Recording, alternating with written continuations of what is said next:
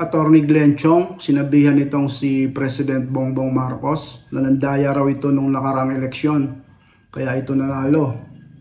Ito ang sinabi niya nang dumalo siya sa prayer rally ng mga taga-suporta ni Pastor Apollo Kibuloy diyan sa Liwasang Bonifacio sa Maynila. Ito ay prayer rally para kay Pastor Kibuloy na naging anti-BBM rally. Dahil halos lahat ng mga nagsalita dito ay tinutuligsa itong si President Bongbong Marcos. Itong si Ka Eric Celis ay nanawagan na ito na mag-take over na raw sa pagka-presidente itong si BP Sara dahil failure of leadership daw itong si President Bongbong Marcos. At ito namang si dating Presidente Rodrigo Roa Duterte ay sinabi naman na papasyal-pasyal lang daw itong si PBBM. At itong ang si Glenn Chong ay sinabi ngang nandaya raw ito noong nakaraang eleksyon. Panoorin muna natin yung sinabi nitong si Attorney Glenn Chong. Ladies and gentlemen, I beg to disagree sa sinabi po niya na si Marcos ang Pangulo ng Pilipinas. I do not recognize this man as legitimately elected by the people. Marcos, kung may hiya ka sa sarili mo, bumaba ka dahil minanipopula mo ang election system noong 2022. Wala kang hiya, wala kang hiya, wala kang hiya, wala kang hiya, wala kang hiya.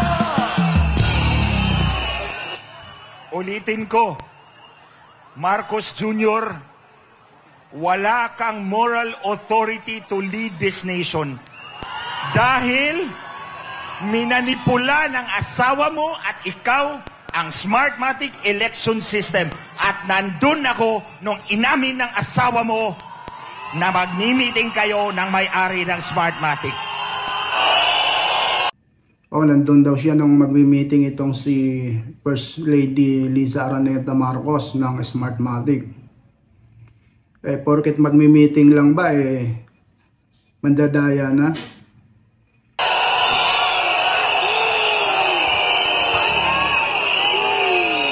Guys, I will take you to a journey na dinaanan ko nung mula ako naging congressman.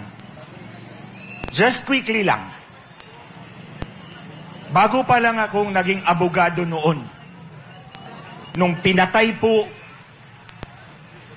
ng nakaupong gobernador, congressman, mayor ang kanilang kalaban doon sa isla namin. Wala pong lumaban para sa kanya, si Glenn Chong lang. Kaya po, wait, tapusin muna natin yung storya. Kaya po nung tumakbo po ako, ang palagi kong sinasabi sa ating mga kababayan, nasa inyong mga kamay ang kapangyarihang mabago ang takbo ng buhay ng bawat Pilipino. Ang tao, ang bayan, hindi magagapi. Ang tao, ang bayan, hindi magagapi. Ang tao, ang bayan, hindi magagapi. Ang tao, ang bayan, hindi magagapi. Alam nyo, nung nag-eleksyon, ang dami nilang pera. Wala akong pera. Ang binigay ko, sulat doon sa sample ballot ko. Sinabi ko sa aking mga kababayan, ngayon pa lang, ako'y nagpapasalamat na sa tiwalang ibibigay nyo sa akin bukas sa araw ng eleksyon. The next day, I won. Ang ibig sabihin, mga kababayan, may kapasidad ang taong bayan pumili ng tamang leader.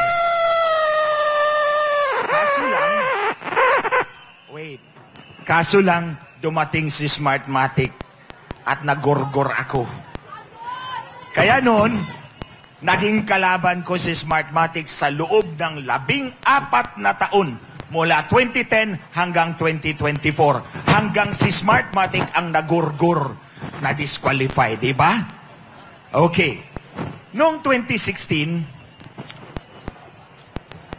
dinaya si Marcos. Sumigaw siya. Dinaya ako. Ako ako ang pinaharap nila sa mainstream at foreign media para i-explain kung paano dinaya si Marcos. Kaya mula